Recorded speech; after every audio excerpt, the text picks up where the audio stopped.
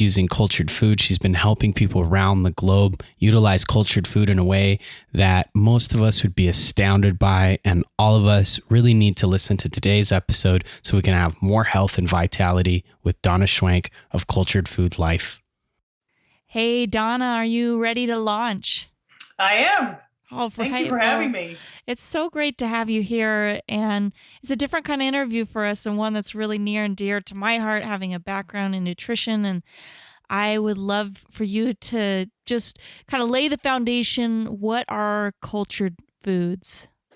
Cultured foods, they've been around for millenniums, and they've just were a way for people to preserve their food and keep it safe when they didn't have refrigeration for many, many years ago. And they're things like, yogurts and cheeses, things like that. However, today, many of these foods, pickles, krauts, are all canned and heated. But these fermented foods that I talk about, or cultured foods, are not heated. They preserve the probiotics in them. They're not made with vinegars, and they have billions and billions and billions of microorganisms that enhance the vitamins that are in the food. For instance, in sauerkraut, naturally cabbage has about 50 milligrams of vitamin C. When you ferment it and put probiotics in it and it cultures, you get 700 milligrams of vitamin C. And that's through the alchemy of fermentation. And what that does when you eat it inside the body is extraordinary, because you and I are 100 trillion bacteria. And eating these foods enhances that and allows your body to do the many things that it's supposed to do. When I think about foods that have been sitting around for a while and they're fermenting and then I'm supposed to eat them, there's a natural kind of repulsion that I have. And I know it took me a while to kind of just, I don't know, just get brave enough, courageous enough to eat cultured foods. And they're not so bad, but at first it was hard for me to eat them because I would see them, and you see this like glass jar that you can buy or you can do it yourself. And these foods they're actually living. Yeah. Yeah. And we've been trained to think that. And, well, here's what's happened. Everybody thinks that bacteria is bad. And we've just been trained that way. There's antibiotics, there's antibacterial soaps. And what we don't realize is that you and I are 100 trillion bacteria, that it's mostly keeping us well. 99% of the bacteria inside of you is healthy or harmless. And without it, you wouldn't even be able to breathe. It's keeping you well each and every day. And it's just such a unbelievable amount of extraordinary things that it does inside the body that we just don't know or understand what it's doing. So when you've got something fermenting on the counter, let me explain this. There's so much good bacteria in that culture. Like, say, for instance, it's got vegetables. There's so much good bacteria in there that it dominates and keeps out pathogens and keeps the environment safe. So harmful things can't happen. Botulism is a scientific impossibility when you're culturing vegetables. And that's what's so cool about it, is that it really makes the food safer than even raw foods. And that's because of the large amount of good bacteria that's contained within them. I'd love to hear a little bit more from you about the effects of cultured foods on the mind. How does that affect mental focus? And I just wanted to say, as you talked about these foods, I got this image of like a cabbage with a cape, and it's like superfood, superhero food. Is it okay to refer to cultured foods as superfoods? Is that wrong? Oh, yeah. Yeah, I call them epic foods because they go beyond superfoods, because they have these living organisms in them that, okay, inside of all of us is a little city or a whole. It's actually, there's more bacteria inside of you than in the Milky Way galaxy. And what it does is that they set up these little camps. Different strains of bacteria set up these little camps, and they need numbers. They need large numbers to grow and multiply and do their job. And they reduce inflammation. They keep your blood sugar stable.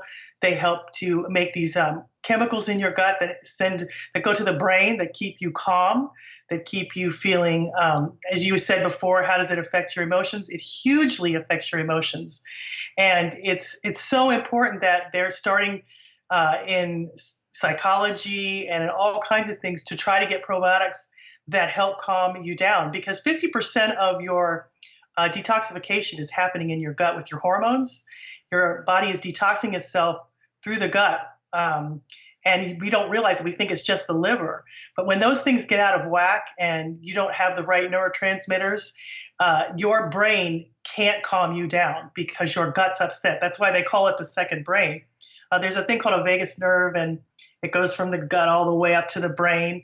And it's bacteria. It's actually an intelligence that communicates with the brain to tell you how to respond to things. And we're not aware of that. We aren't aware of all the things that bacteria does.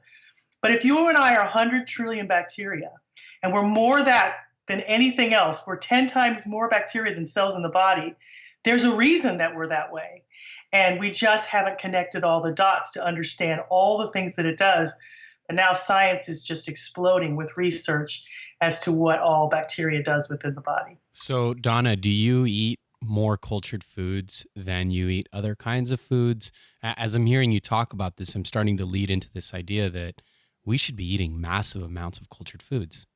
Okay, that's a really, really good question. And no, I do not do that because here's the deal. You don't need to eat massive amounts of cultured foods because, for instance, one spoonful of cultured vegetables, which could be a pickle that's fermented, not the kind in the stores that are canned and have vinegars in them, the kinds that I'm talking about that are cultured or fermented, or one spoonful of like vegetables that are sauerkraut, has more probiotics than a whole bottle of supplements. And that gives you the strains of bacteria. And then you have to feed the strains of bacteria prebiotic foods.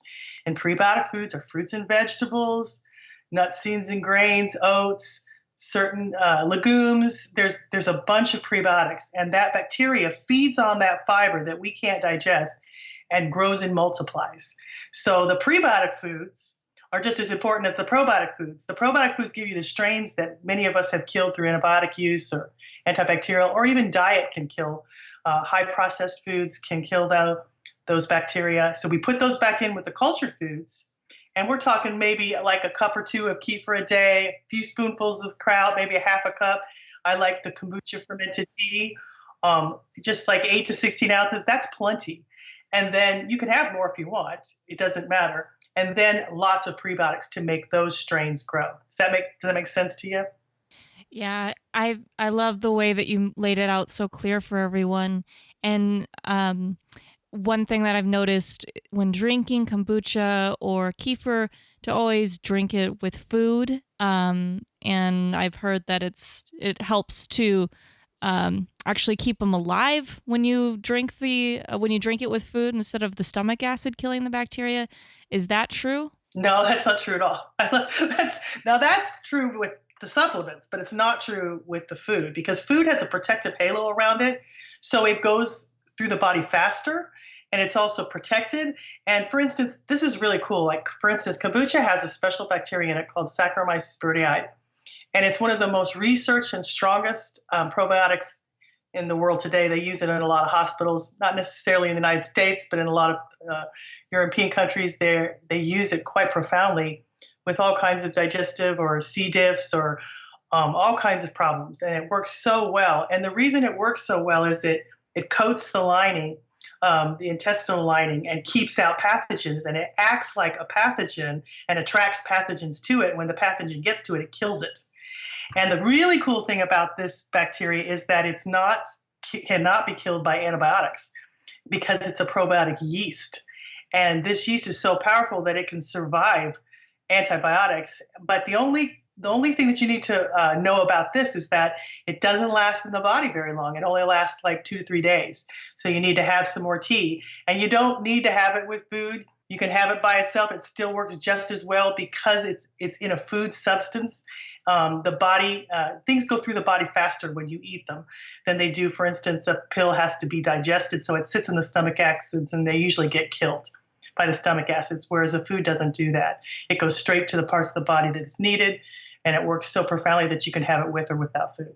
Okay, so you've got me convinced that cultured foods are fantastic. You've got me into the idea that I'm okay with trying some of these foods that look a little weird, smell a little funny, are different than what other people are eating. But at the same time, they're foods. You go to a baseball game and you're eating things that look, smell, and taste like the real cultured foods. So you've really been also great with us in making a distinction about what most people are buying and what most people are tasting is not the exact same thing that you're talking about. So where would I go and get the real thing? Well, you can get them at most any health food store, and they're in the refrigerated sections. They're not in the canned sections. They're living cultures, so they usually need to be refrigerated. If they're not refrigerated, then they're usually not alive because they bacteria has to stay alive by having some food in there. So, and putting it in a cooler section slows that bacteria down so that it stays alive longer. And the krauts are in there. You can find things like kefir, which is like a fermented drink that's similar to yogurt. It can be non-dairy. It can be regular. They both work fantastic. And also the kombucha tea would be in the refrigerated section. Usually it's got its own section. It's growing so fast that most stores are giving it its own little section now. And you also can make them, which is what I teach people to do because it's a lot less expensive, but it's also a lot of fun. And it's super easy. It's new to everybody. People think this is hard. They're going to mess it up like you were. You're scared about it. And it's not hard. It's just new. And it's the one of the easiest things you can do. It's easier than if you want to make your own kefir, which is they call it the champagne of yogurt. It takes you 24 hours and it takes literally 5 minutes to make. It's super fun. And then you can have gallons and gallons of this stuff in your fridge. And same with the vegetables. They're just chopping vegetables, putting them in a jar, covering with water and putting in a culture, letting them ferment, do their thing, and then stick them in the fridge where they'll last like 9 months. And the same with the vegetables that you can buy at the store. They last a long, long time in your fridge because they're preserved. And when you eat them, they preserve you. Yeah, we used to have these big parties where everybody would bring organic vegetables. We'd chop them all up. And then I think one time we made up to 11 gallons of cultured vegetables at one time. And it was a really great way to do it. And then we had cultured vegetables all winter long. And I'm curious, is this healthy to give like young babies, young children, our kids? Is this a healthy thing for kids to be consuming as well? Well, this is really where I started with my daughter. She was born prematurely, like 8 weeks, and I was sick, and she was sick, and it was really my effort to help her. And I would give her tiny little spoonfuls, every day, and I watched her transform in a month. And I just couldn't believe she went from A to Z in just a month, and that was a real wake up call for me. So I began to eat them, and then I changed. And it just went from there because all of us are bacteria. All of us are, if you're nursing, if you have a baby and you're nursing, you should eat them and they'll get them. It's the greatest thing in the world. And, the more healthy bacteria that you set as a foundation for your child, it just changes everything. It changed everything for our family. It changed everything for my little girl. And it made such a difference. And kids love them and they don't need very much. It works really, really well and effective. And follow your own instincts on as you have the bacteria inside of you as a mom or as a parent. When you're in a room with somebody, you're giving people your bacteria. They took 7 families and moved them into different homes with their cats and dogs, and literally within minutes they transformed the room with their bacteria.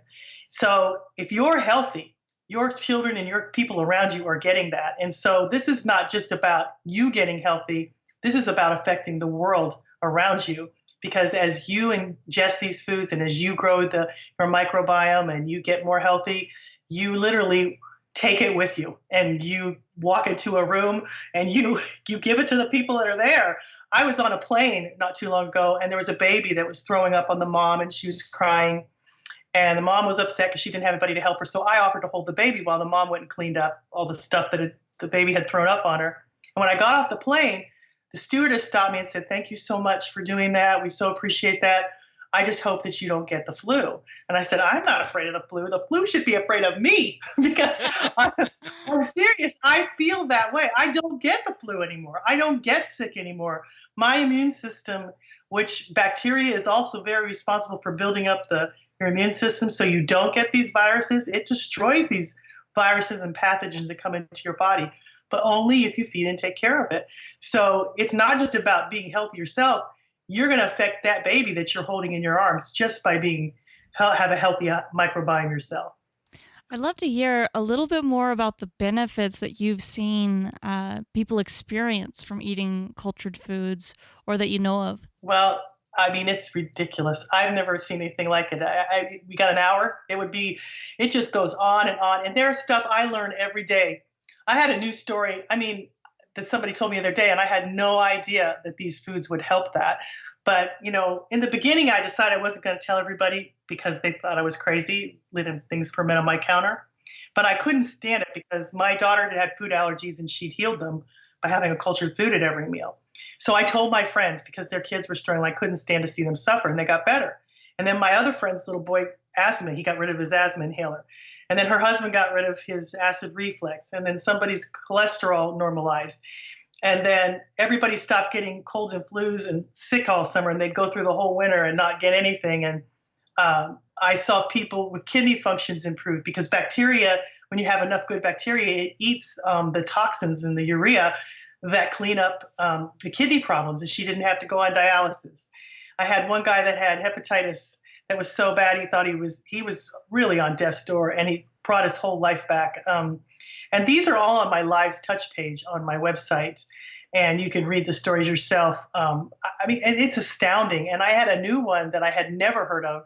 A lady had venereal disease for 13 years, and it was awful, and she had flare-ups every month, and they were awful. She had been molested, I guess, is what happened. It's a very sad story.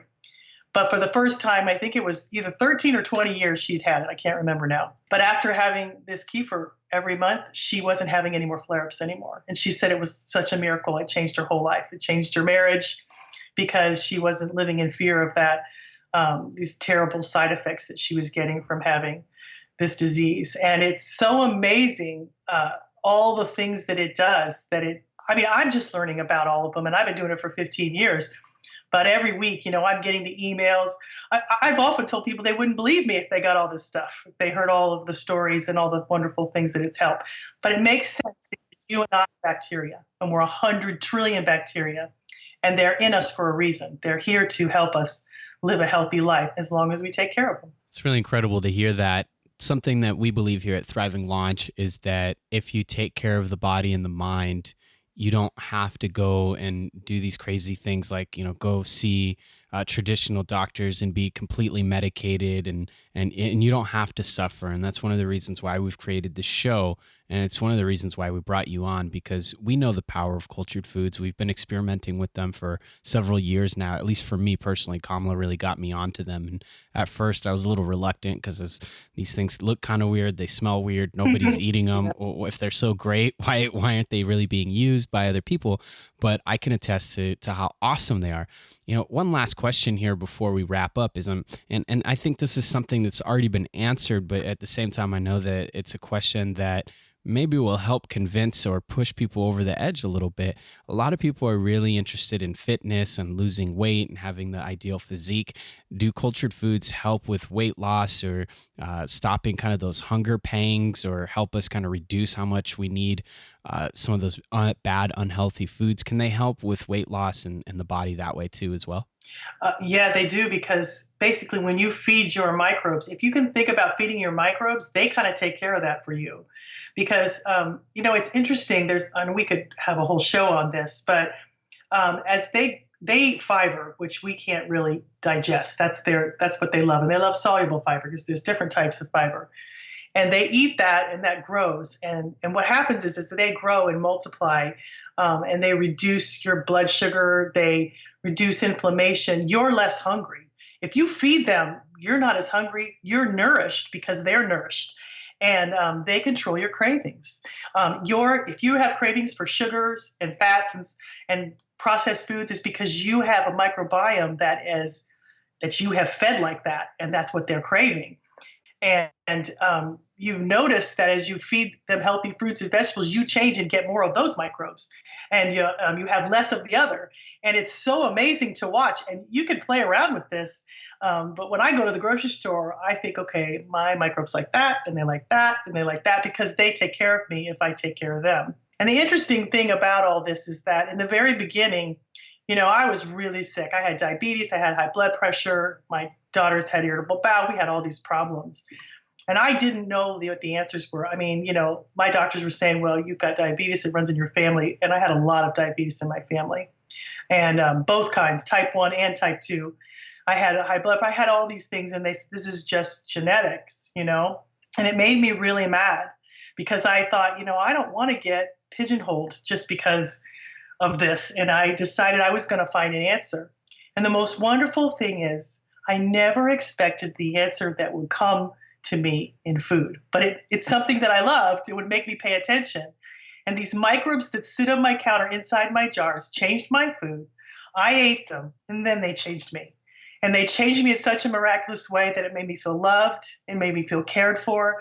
It started to affect every area of my life.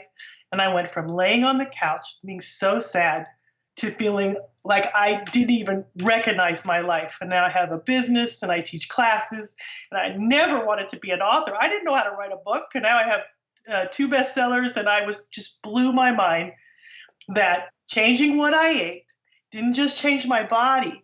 It changed my entire life because I felt good. And when you feel good, you do good. And you change everybody around you. It's contagious. Really can feel that energy. It's so powerful to hear you talk about it. You clearly know your subject matter very well. You know it so deeply. It's not just in the head, but it's in your heart and in your gut. And just really appreciative of you sharing your story and how amazing it is to watch this energy and this knowledge pour out of you. Well, when something changes you so dramatically, you pay attention.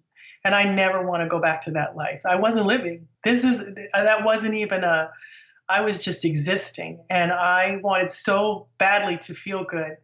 And I just am so surprised that came in the form of these little tiny invisible microbes that live inside of me that I can't even see, but they're there. And they care about us. All they care about is you when they're living inside of you. And when you take care of them, you connect with them. It's the greatest secret ever. It's a gift that we all have that nobody really knows about. And that's my job nobody loves microbes like I do. It's crazy. But, that's my little piece of the world where I can help share what has made me well with others and hopefully change them too.